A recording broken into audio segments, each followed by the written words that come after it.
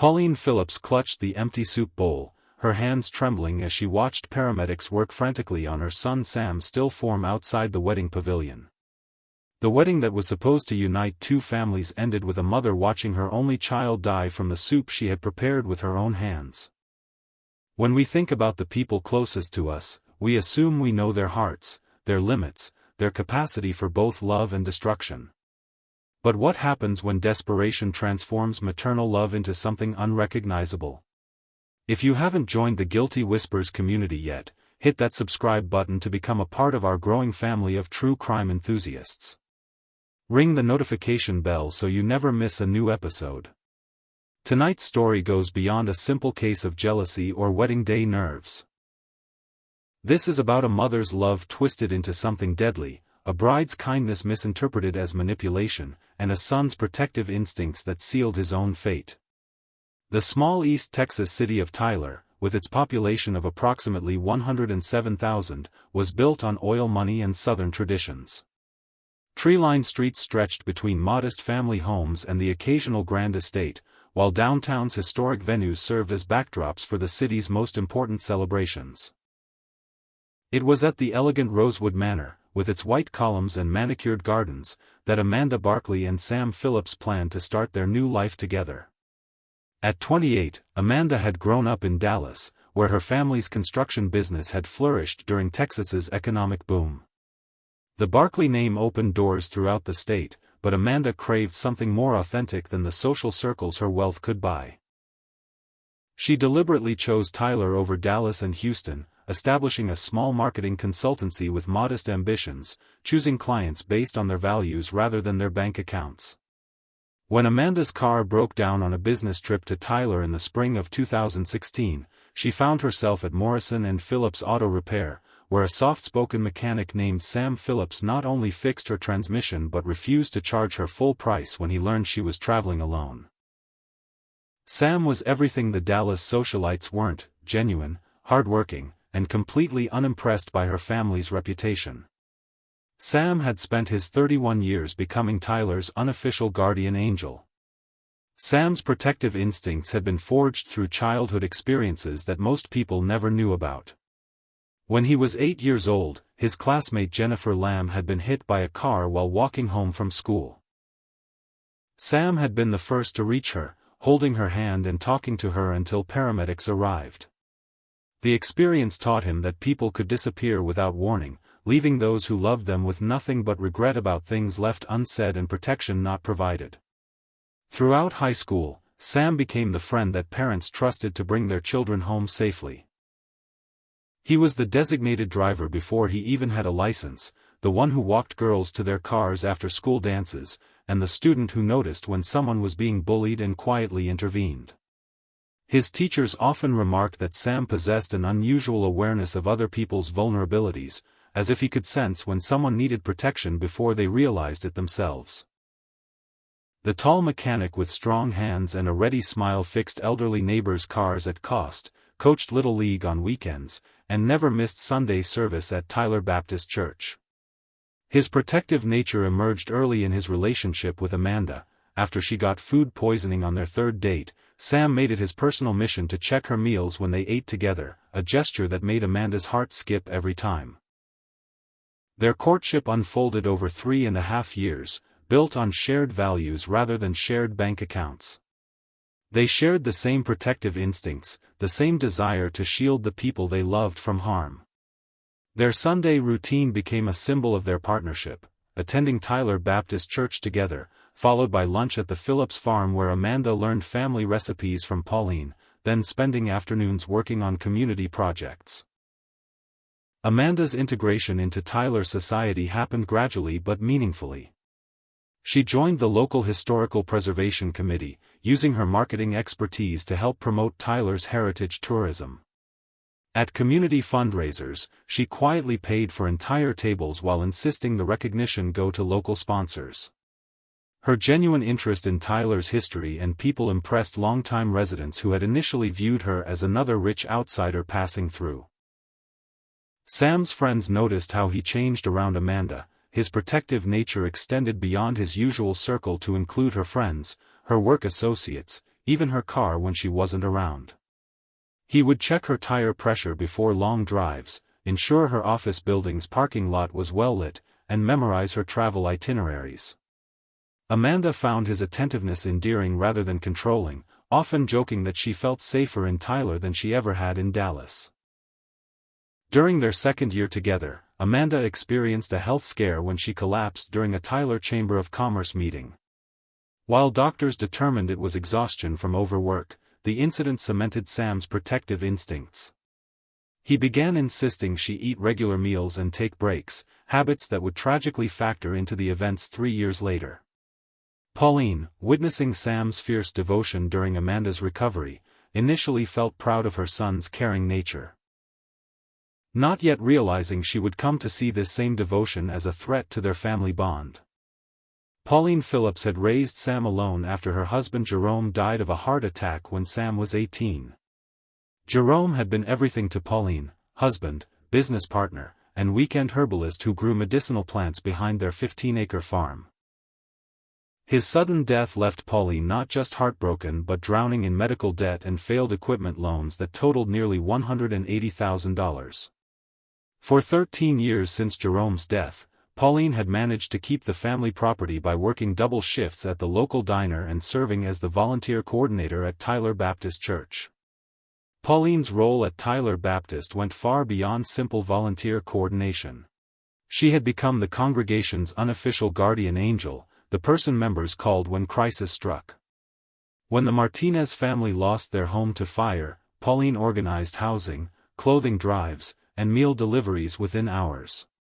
When elderly congregation members couldn't afford medications, Pauline quietly connected them with assistance programs and sometimes paid for prescriptions herself using money she couldn't spare. Pastor David Rodriguez relied on Pauline's organizational skills and fierce dedication to community service. She knew every member's birthday, anniversary, and personal struggles, maintaining detailed records that helped the church provide targeted support during difficult times. Her ability to mobilize the congregation for charitable causes was legendary. Pauline could organize a benefit dinner for 50 people with less than a week's notice. Sam never knew how close they came to losing everything. Pauline made sure of that. She wore the same clothes for years, drove a car held together by prayer and Sam's mechanical skills, and smiled through every sacrifice because her son's happiness was worth any hardship. When Amanda entered their lives, Pauline initially tried to embrace her. She invited Amanda to family dinners, shared stories of Sam's childhood, and even taught her Jerome's recipe for the wedding soup that had been served at Phillips' family celebrations for 3 generations. The creamy blend of chicken, vegetables, and fresh herbs had been Jerome's pride, and Pauline had perfected it in his memory. During these early months, Pauline genuinely believed Amanda could become the daughter she had never had. But as the courtship progressed, Pauline's perspective began to shift. Amanda's casual generosity, paying for Sam's truck repair as an early engagement gift, suggesting they honeymoon in Europe, offering to help with family finances, felt less like kindness and more like conquest. To Pauline's increasingly paranoid mind, Amanda wasn't joining their family, she was purchasing it. The transformation didn't happen overnight but through a series of small moments that gradually poisoned Pauline's perception. When Amanda surprised Sam with new shop equipment for his birthday, Pauline wondered if the gift was meant to make Sam feel indebted. When Amanda offered to help Pauline update her resume for better job opportunities, Pauline interpreted the gesture as criticism of her current employment. Pauline's paranoia was fueled by her own insecurities about class differences and financial status.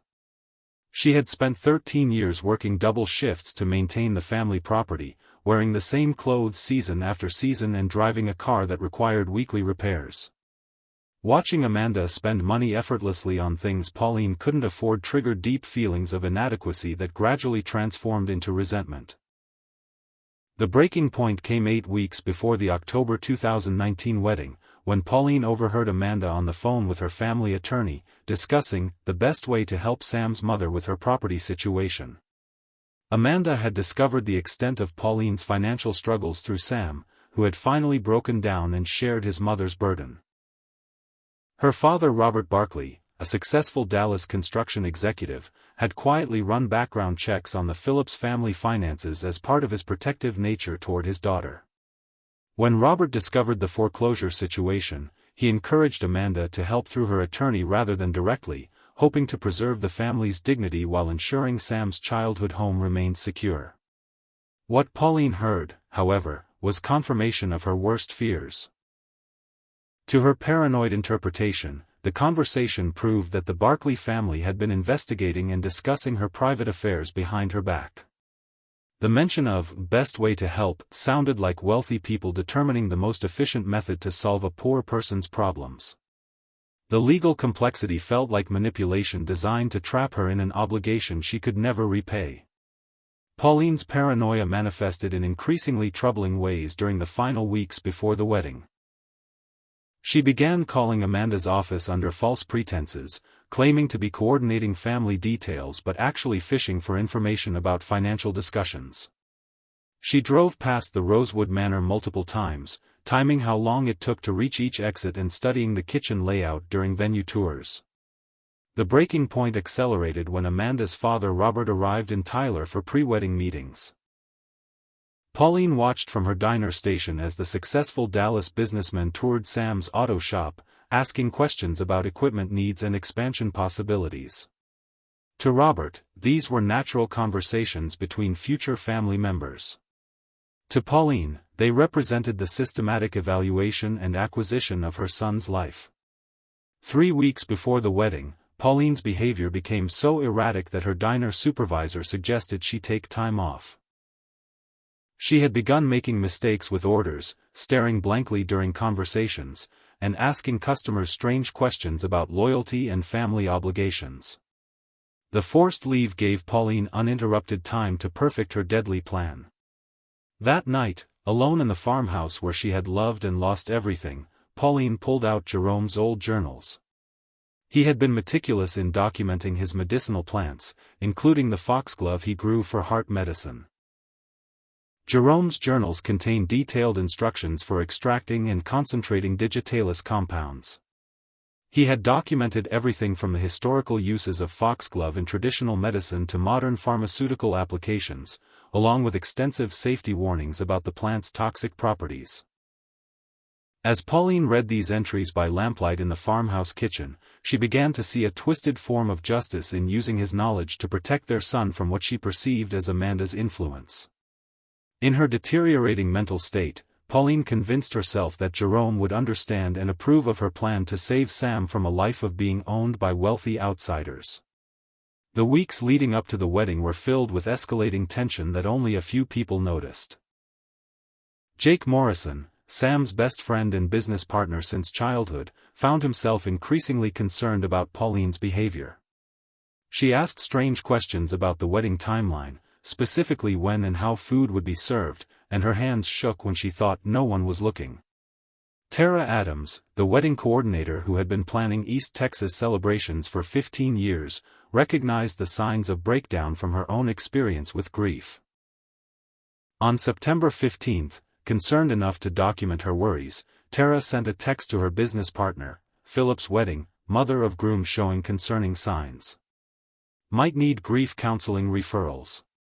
Amanda, busy with final wedding preparations, noticed that Pauline seemed nervous but attributed it to normal pre-wedding stress. She increased her efforts to include Pauline in decisions, asking about Sam's favorite childhood memories to incorporate into the ceremony.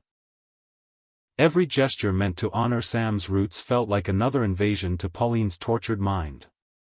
Jake finally confided his concerns to Tara on September 28, creating an alliance neither of them knew would become important in the investigation to come. "She's different," Jake told Tara during a final venue walkthrough. "I've known Mrs. Phillips since I was 12, and something's not right. She keeps asking about who sits where, who gets served first." But when Jake mentioned his worries to Sam, his best friend dismissed them entirely. "She's just nervous about the wedding," Sam insisted. "You know how much family means to her." The conversation created the first real tension between the lifelong friends, and Jake decided not to push further. How well do we really know the people closest to us? What happens when love becomes possession, and protection becomes the very thing that destroys us? Leave your thoughts in the comments below. The night before the wedding, during the rehearsal dinner at Rosewood Manor, Sam's protective habits were on full display. As servers brought out the plated meals, Sam discreetly checked Amanda's salmon entree, subtly inspecting it before allowing her to eat.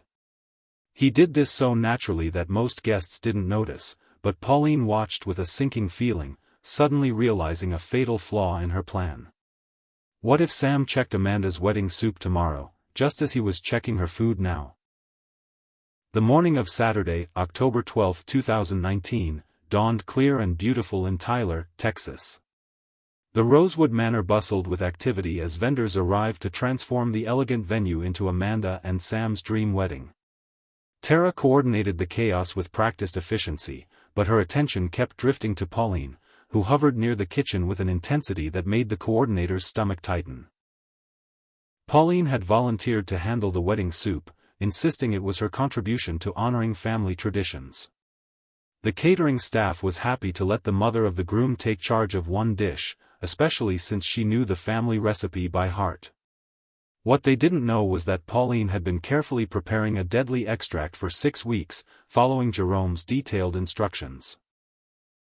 In the kitchen, Pauline moved with mechanical precision, preparing a large pot of the creamy soup that had celebrated Philip's family milestones for 3 generations.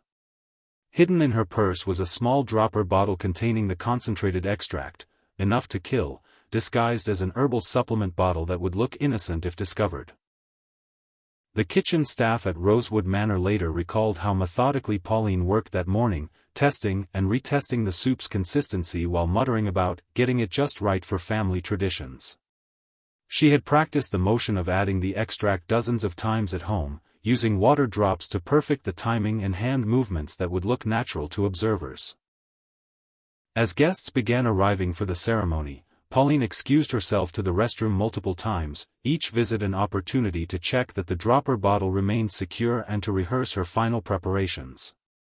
Her hands shook so violently during these moments that she had to grip the sink to steady herself, staring at her reflection and whispering reassurances that she was saving Sam from a life of obligation and control. The ceremony itself felt surreal to Pauline, watching her son promise his life to the woman she planned to murder within hours. During the traditional mother-son dance, Sam whispered that he was grateful for everything she had sacrificed for their family. Those words, meant to express love and appreciation, felt like daggers to Pauline's conscience, but her paranoid certainty that Amanda was destroying their bond overrode any maternal hesitation about her deadly plan. The plan had evolved over weeks of obsessive planning. During the family-style service at the head table, Pauline would personally serve Amanda's portion. While ladling the soup, she would add several drops of the extract under the guise of adding Jerome's special herb blend, something she had mentioned to Amanda before as a family tradition. The poison would cause cardiac arrest within 30 to 60 minutes, mimicking natural heart failure closely enough to avoid immediate suspicion. The ceremony itself was everything Amanda and Sam had dreamed of. Under Tyler's October sky, surrounded by friends and family, they exchanged vows that spoke of protection, partnership, and permanent devotion. Pauline watched from the front row, her face a mask of maternal pride that hid the poisonous secret burning in her chest. The reception began with all the joy and chaos typical of Southern weddings. The wedding guests that October afternoon represented a fascinating cross-section of Tyler society and Dallas wealth, creating social dynamics that several attendees would later describe to investigators as awkward but manageable. Amanda's college friends from SMU arrived in designer dresses and luxury vehicles, while Sam's childhood friends wore their Sunday best and carpooled from various neighborhoods around Tyler. The contrast wasn't hostile, but it was noticeable. Robert Barkley, however, seemed genuinely charmed by Sam's friends and their authentic enthusiasm for the couple. He spent considerable time talking with Jake Morrison about automotive innovations and asking detailed questions about small business operations in East Texas. The Rosewood Manor's gardens filled with laughter, music, and the clinking of glasses as guests celebrated the union of two families. When the time came for dinner, Pauline positioned herself to serve the soup course at the head table. She had the dropper bottle concealed in her palm, ready to add the fatal drops while appearing to sprinkle Jerome's traditional herbs. But fate, in its cruel mathematics, had other plans.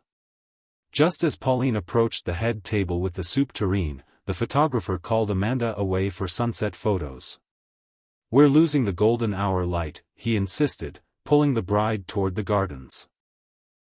Amanda laughed and followed, leaving her place setting empty at the head table. Sam, ever the protective husband, noticed the photographer directing his wife away just as dinner service began. Seeing that Amanda would miss the soup course entirely, he caught Pauline's attention. "Mom, can you save some soup for Amanda? I know how much she loves your cooking. I'll have hers too so she doesn't feel left out when she gets back." Without thinking, operating on autopilot from weeks of rehearsed movements, Pauline ladled soup into Sam's bowl and added the concentrated extract, thinking she was preparing Amanda's serving. The moment the poison hit the soup, she realized her horrific mistake, but Sam was already lifting the spoon to his mouth, talking animatedly with Jake about their upcoming fishing trip. "Wait," Pauline started to say, but Sam had already swallowed the first spoonful and was reaching for more. Any attempt to stop him now would require explaining why, exposing her crime, and revealing that she had just poisoned her own son. For 45 minutes, Sam continued celebrating normally. He toasted the guests, greeted friends, and waited for Amanda to return from photos, all while digitalis coursed through his bloodstream toward his heart. The first signs appeared when Amanda returned from the photo session, glowing from the sunset portraits. Sam complained of feeling warm and loosened his tie, joking about wedding day nerves when Amanda asked if he felt okay. The cardiac event struck during the cake-cutting ceremony. Sam had just placed his hand over Amanda's on the knife, smiling for the cameras, when his face went gray and his knees buckled. Amanda dropped to her knees beside him, her white wedding gown billowing around her as she immediately began CPR.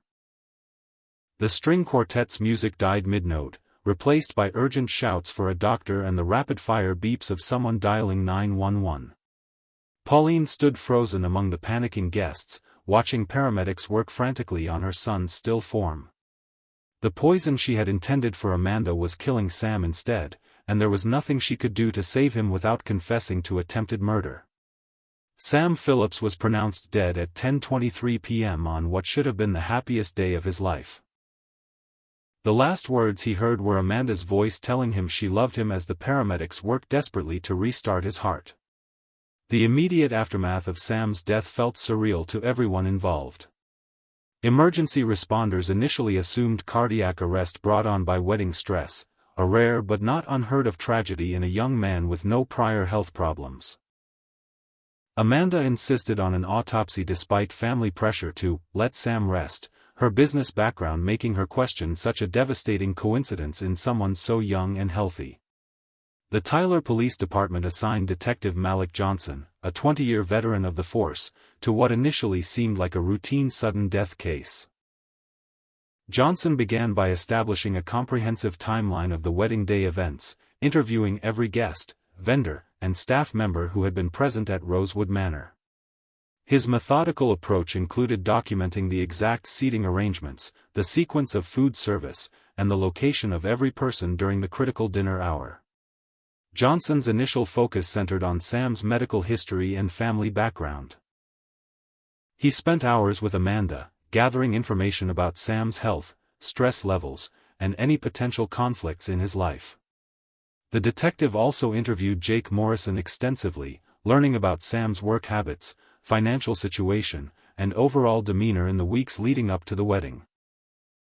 The investigation expanded to include the catering staff, venue coordinators, and even the wedding photographer who had inadvertently triggered the fatal sequence by calling Amanda away from the dinner table.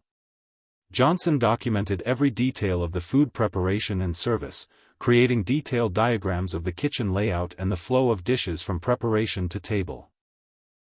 One of Johnson's key early discoveries was the unusual interest several people had shown in Pauline's behavior during the weeks before the wedding. When he interviewed Tara Adams, the wedding coordinator revealed her documented concerns about the mother of the groom's mental state. Tara's text messages to her business partner, sent weeks before the wedding, provided Johnson with the first concrete evidence that Pauline's behavior had been noticeably troubling to trained professionals. Jake Morrison's testimony proved equally important. During multiple interviews, Jake described specific conversations with Pauline that had made him uncomfortable, particularly her unusual questions about seating arrangements and food service timing. Johnson recognized these details as potentially significant, though he couldn't yet understand their relevance to Sam's death. The detective's investigation methods included extensive background checks on all family members, revealing Pauline's financial struggles and the recent involvement of the Barkley family's attorney in addressing her property situation. Johnson discovered that Amanda had been unaware of the full extent of Pauline's financial crisis until just weeks before the wedding, creating a timeline that aligned with witnesses' reports of escalating tension. Community reaction to the investigation was complex and emotionally charged. Tyler residents struggled to balance their grief over Sam's death with growing suspicion that something darker might have been involved. Everything changed 7 days after the wedding when Dr. Patricia Wells called Johnson with the toxicology results. Sam's blood showed digitalis levels more than 30 times higher than any therapeutic dose, clear evidence of poisoning. Sam Phillips hadn't died of natural causes, he had been murdered. The discovery transformed Johnson's approach entirely. What had been a routine investigation into sudden death became a complex murder case with multiple potential suspects and motives. Johnson immediately shifted his focus to anyone who had access to Sam's food and drink during the wedding reception, particularly those involved in food preparation and service. The investigation immediately focused on the wedding reception and specifically the food service. Johnson methodically interviewed every vendor, every server, and every guest who had access to Sam's meal. The discovery that Pauline had personally handled the soup course raised questions, but no one could initially imagine the grieving mother poisoning her own son. Johnson's investigation methodology included bringing in state forensic specialists to examine every aspect of the food preparation and service. The detective team collected samples from the kitchen, tested all remaining food items, and analyzed the specific dishes Sam had consumed during the reception. The forensic analysis revealed digitalis residue only in the soup tureen and Sam's bowl, narrowing the source of poisoning to that specific dish. Amanda threw herself into helping the investigation, using her organizational skills to create timelines, gather financial records, and coordinate witness interviews. Her business background proved invaluable in organizing the complex web of evidence Johnson was gathering. It was Amanda who first suggested examining Pauline's financial situation and her own inadvertent role in triggering the older woman's breakdown. The breakthrough came when Jake Morrison and Tara Adams independently contacted Detective Johnson with their pre-wedding concerns. Jake's testimony about Pauline's strange questions regarding the wedding timeline and seating arrangements, combined with Tara's documented text messages expressing worry about the mother-in-law's mental state, began painting a picture of escalating paranoia and premeditation. Johnson's investigation expanded to include digital forensics, examining phone records, internet search histories, and financial transactions from the Phillips household. The detective discovered disturbing patterns in Pauline's online activity during the months leading up to the wedding, including research into plant toxins and poison detection methods. Physical evidence sealed the case. A search warrant executed on the Phillips property revealed Jerome's journals with detailed foxglove cultivation notes, along with glass containers and straining equipment that tested positive for digitalis residue. Most damning was the small dropper bottle found in Pauline's purse, still containing traces of the digitalis extract. Her fingerprints were on the bottle, and the concentration matched what had been found in Sam's system. The forensic investigation uncovered details that painted a chilling picture of Pauline's meticulous preparation. Crime scene technicians found traces of digitalis not just in the dropper bottle, but throughout Pauline's kitchen at home. The cutting board she used for food preparation, the mortar and pestle from Jerome's botanical work, and even the kitchen sink showed microscopic evidence of digitalis contamination, suggesting weeks of extraction experimentation. The investigation revealed disturbing details about Pauline's preparation that shocked even experienced detectives. Computer searches on the Phillips property showed months of research into digitalis poisoning, including specific queries about detection times, symptoms, and dosage measurements. More chilling were handwritten notes found hidden in Jerome's journals, documenting Pauline's detailed timeline for the murder, including backup plans if the original soup distribution failed. Detective Johnson discovered that Pauline had tested her extraction process multiple times using Jerome's foxglove plants, creating increasingly concentrated solutions until she achieved what she believed was the perfect lethal dose. Soil samples from the property showed evidence of repeated foxglove harvesting, suggesting weeks of careful preparation for the wedding day crime. The Tyler community struggled to reconcile the woman they knew, the dedicated church volunteer who organized food drives and visited elderly shut-ins, with the methodical killer who had planned a murder at her son's wedding.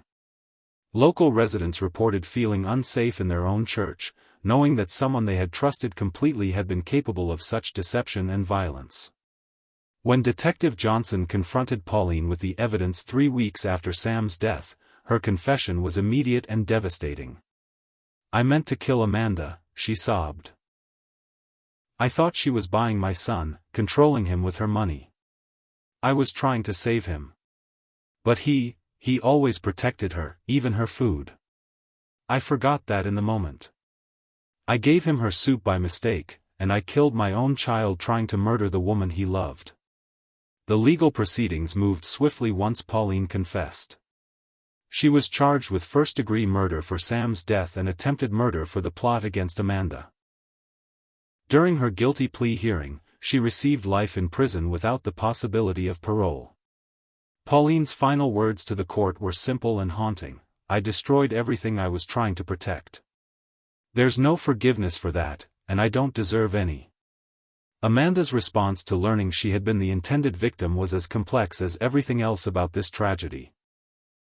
The knowledge that Sam had died protecting her one final time, consuming poison meant for her, nearly broke her completely. But instead of fleeing Tyler and its painful memories, Amanda chose to stay and build something meaningful from the ashes of her shattered life. Following Sam's vision of community service, Amanda established several initiatives that honored his memory while addressing Tyler's needs. She worked with the city to purchase the Phillips property from the estate, converting it into a community garden where families could grow food together. She established the Sam Phillips Memorial Automotive Scholarship with Jake Morrison, ensuring that young people in Tyler would have opportunities to learn the trade that had defined Sam's generous spirit. Most surprisingly, Amanda took over Pauline's former volunteer coordinator role at Tyler Baptist Church, demonstrating her commitment to the community Sam had loved. This decision shocked many congregation members, who struggled to understand how Amanda could serve in the same capacity as the woman who had tried to murder her. Jake Morrison struggled with overwhelming guilt about not acting more decisively on his concerns about Pauline's behavior.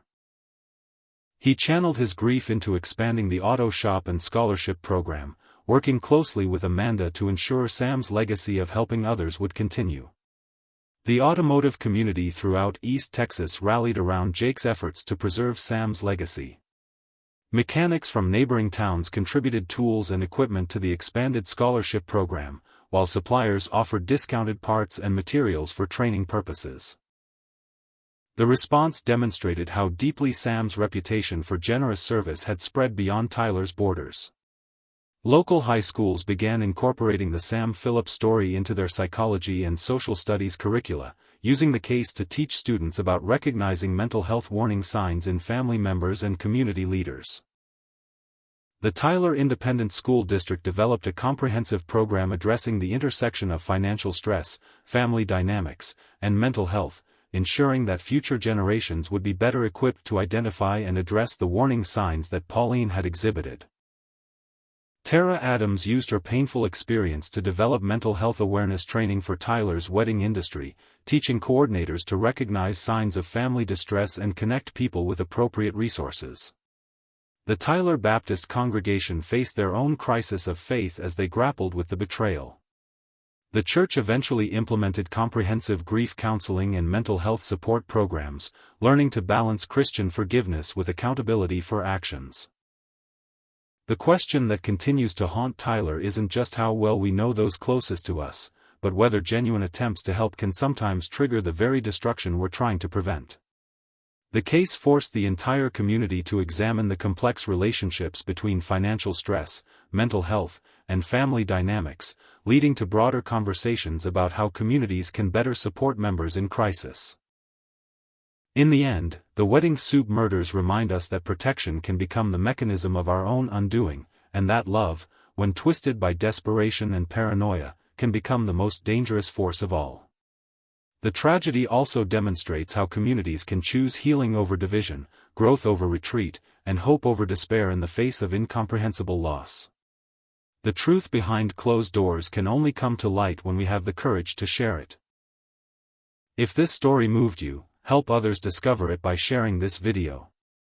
Leave a like so others can see this story and gain awareness. And don't forget to subscribe to Guilty Whispers. Together, we can ensure that stories like Sam's are never forgotten and that justice finds its voice.